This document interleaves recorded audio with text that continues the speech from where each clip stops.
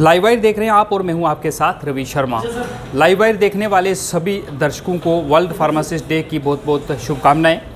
और world pharmacist day पर आज हम बातचीत करेंगे और बातचीत करने के लिए हमारे साथ मौजूद हैं सुशील सूदन जी। आप सब इनके चेहरे को भलीभांति जानते होंगे।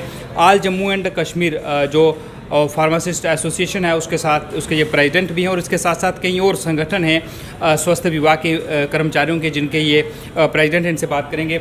सुशील जी, सबसे पहले स्वागत और आपको बहुत बहुत मुबारक हो आज वर्ल्ड फार्मासिस्ट डे की। धन्यवाद सर लाइव वायर का कि आपने मौके पर हर मौके पर आके हमारा जो आप व्यू पॉइंट जो लोगों तक जाते हैं, आपका बहुत शुक्रिया।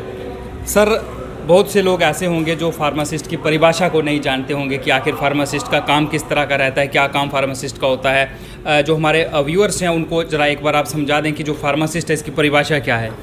सर, फार्मासिस्ट एक बहुत एसेंशियल पोस्ट है जो कि 2012 में ये तुर्की में इन्वेस्टान एक जगह है, वहाँ पर इंटरनेशनल फेडरेशन फार्मेसी जो बनी थी उसमें ये एक तय हुआ था कि 25 सितंबर को ये बनी थी कि वर्ल्ड फार्मेसी डे बनाया करेंगे। और जम्मू कश्मीर या पूरे हिंदुस्तान की बात करें तो फार्मासिस्ट का कोई रोल लोग जानते नहीं हैं। मगर बाहर की कंट्री में मैं अभी दुबई गया हुआ था, या बाहर की कंट्री में जो ये हमारी कॉन्फ्रेंस हुई थी उसमें क्या कि डॉक्टर खाली मेडिसिन लिखेगा, उसकी जो डोज देनी है कितनी देनी है पेशेंट को वो फार्मासिस्ट करता है।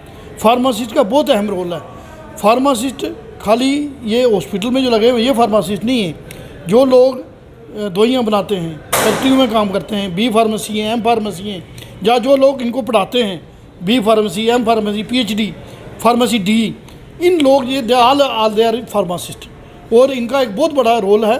और जो सोसाइटी है, अगर ये हमारी जो फार्मेसी काउंसिल ऑफ इंडिया है जो 1948 में बनी थी, इसीलिए बनी थी कि एक बड़ा एक एसेंशियल ये एक तबका है। फार्मासिस्ट की बात करें तो किस तरह की परेशानियां इस वक्त फार्मासिस्ट जो है उन्हें आ रही हैं। जम्मू कश्मीर की बात करें तो देखो, जम्मू कश्मीर में तो पहले ये है कि पहले तो 1948 लागू नहीं था। जब भी फार्मेसी काउंसिल ऑफ इंडिया को आर्डर निकालती थी लिखती थी एक्सेप्ट जम्मू कश्मीर। जब 5 अक्टूबर के बाद यहाँ पर लागू हुआ तो बहुत बड़ी एक दिक्कत हमारे में ये आई कि जो लोग जिन्होंने रजिस्ट्रेशन नहीं करवाई हुई थी, चाहे वो एम्प्लॉय थे चाहे वो हमारे स्टूडेंट थे, जिनके माँ बाप ने अपने ज़मीनें बेचकर अपने बच्चों को पढ़ाया, उनकी जो नौकरी का मसला था, उनकी जो ना वो रजिस्ट्रेशन उनकी हुई, ना वो केमिस्ट की दुकान खोल सकते हैं, ना नौकरी कर सकते हैं। बहुत बड़ा मसला 25,000 बच्चा है। मैंने वो फार्मेसी काउंसिल ऑफ इंडिया में उठाया, एक नहीं 10 मीटिंग हुई। लगातार मीटिंग्स करने के बाद आप इस नतीजे में मैं पहुँचे कि अब मैं आपको कह सकता हूँ कि आने वाली 18 तारीख को हमारी जो मीटिंग है फार्मेसी काउंसिल ऑफ इंडिया में, हम उसको फाइनल कर रहे हैं। और जो 25,000 बच्चा है या 1500-1800 जो एम्प्लॉइज़ हैं हमारे, उन सबको हम रजिस्ट्रेशन दे रहे हैं। सुशील जी, आप समय समय पर मुद्दे उठाते रहते हैं और कोरोना महामारी की बात करें तो कोरोना महामारी के दौरान भी फार्मासिस्टों का एक अहम रोल जो था वो रहा। किस तरह का रोल जो है वो निभाया फार्मासिस्ट ने कोरोना महामारी के दौरान? फार्मासिस्ट हमेशा अगली पंक्ति में काम करता है, तो जब देने की मेरी बारी आती है तो जो वो गवर्नमेंट है वो अपना कदम पीछे खींच लेती है। अभी स्टेट गवर्नमेंट ने कहा था हम 25 लाख रुपया देंगे, और जो हमारी जो प्राइम मिनिस्टर गरीब रोजगार योजना है जिसके तहत को इन्होंने इंश्योरेंस की थी, उन्होंने कहा 50 लाख रुपया हम देंगे। मगर अफसोस के साथ कहना पड़ता है कि 2 फार्मासिस्ट की हमारी डेथ हुई है, एक रजौरी में, एक यहाँ चौकी चौरा में केयर सिंह जी। अभी तक उनको 50 लाख रुपया नहीं मिला है। 25 लाख रुपया जो था वो भी हमारी जो बड़े ऑफिसर हैं वो टाल मटोल कर रहे थे, नहीं जी पहले वो 50 मिलेगा हम देंगे। उसमें बहुत बड़ा रोल है कि मरहूम हमारे डॉक्टर फाइनाज रफ़ीकी साहब थे, उन्होंने वो पैसा रिलीज़ करवाया और बड़ी मुश्किल से इन ऑफिसर्स को कह के वो पैसा 25-25 लाख रुपया, चाहे वो ड्राइवर था, चाहे वो सफाई कर्मचारी, चाहे वो डॉक्टर था, जितने डेथ्स हुई हैं हमने 25 लाख रुपया दिला दिया। मगर अभी 50 लाख रुपया पेंडिंग है, वो अभी हमारे साथियों को नहीं मिला है। सुशील जी, एक और सवाल मैं करूंगा, क्योंकि फार्मासिस्ट के साथ साथ आप कुछ दूसरी एसोसिएशन हैं उनके भी प्रेसिडेंट हैं और समय समय पर अपने एम्प्लॉइज़ जो है उनकी आवाज़ को आप उठाते रहते हैं। लेकिन एक अहम सवाल मैं करूंगा, क्योंकि आज दिन तो वर्ल्ड फार्मासिस्ट डे है, लेकिन दूसरे एम्प्लॉइज़ की भी मैं बात करूंगा।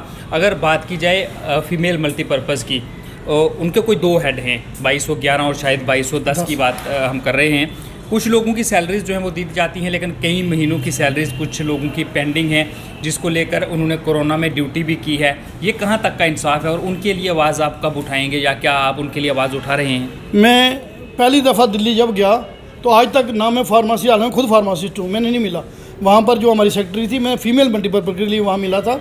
और आज मैं दावे के साथ कह सकता हूँ, जब 18 महीने 20 महीने की तनख्वाह नहीं मिलती थी, अब 2 महीने के बाद जब भी हमारी, क्योंकि इंस्टॉलमेंट सेंटर से आती है, जब भी सेंटर से इंस्टॉलमेंट आती है, जहाँ सेक्रेटरी में देरी हो सकती है, महीना 2 महीने लग सकते हैं, मगर अब टाइम पे इनको तनख्वाह मिल रही है। 2 महीने की देरी होती है, इससे ज़्यादा देरी नहीं होती। मगर जो सेंटर है, जहाँ हमारे 42 करोड़ रुपया था, हमने 84 करोड़ रुपया कर दिया।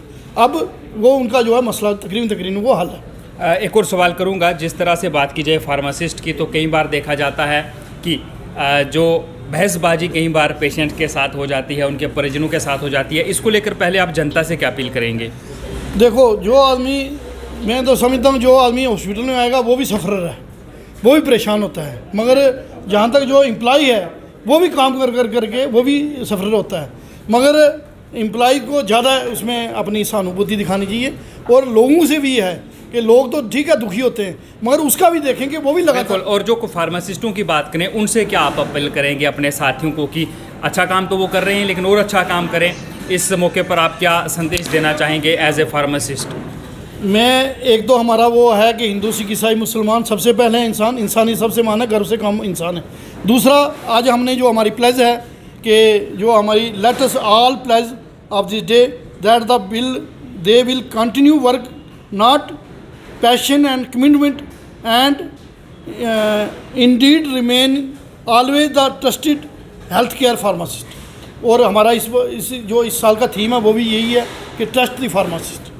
तो मैं अपने लोगों को कहूँगा कि डेडिकेशन के साथ, पैशन के साथ अपना काम करते जाएं, वो देखने वाला ऊपर वाला है, वो काम देखता रहता है। सुशील जी, बहुत बहुत शुक्रिया हमें वक्त देने के लिए, हमसे बात करने के लिए, और एक बार फिर से आपको लाइव वायर की तरफ से, हमारी तरफ से वर्ल्ड फार्मासिस्ट डे की बहुत बहुत बधाई।